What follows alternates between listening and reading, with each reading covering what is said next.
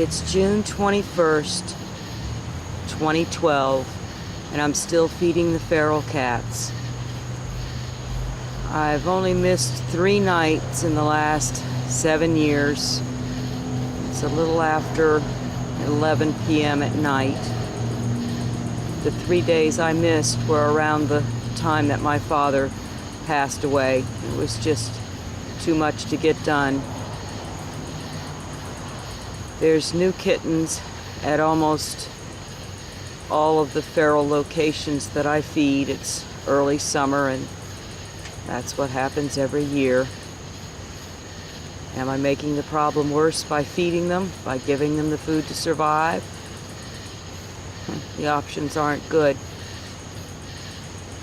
Should I walk away, not feed them?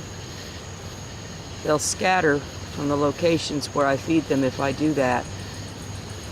They'll be crossing the big highways then, get hit by cars, starve.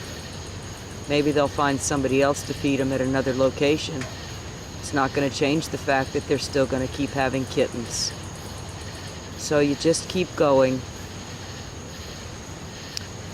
This is not the life that I had ever envisioned or planned for myself.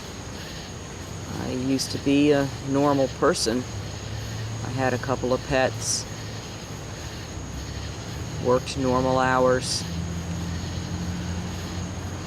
That's all gone now. There's no way to back out of this. If you walk away, what does that do to them? They shouldn't have to live this way.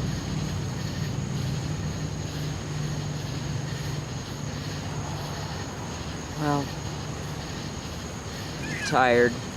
Got about 6 more stops to make. That's Nugget with the bent down ear there. He thinks he's the boss of the group. All the others are pretty young, and they listen to what he has to say.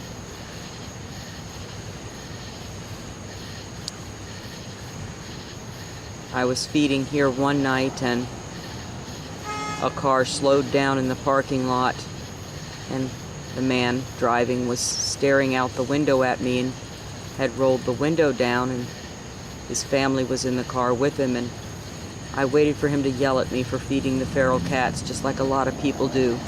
They say, if you just stop feeding them, they'll go away. Like that's going to solve the problem.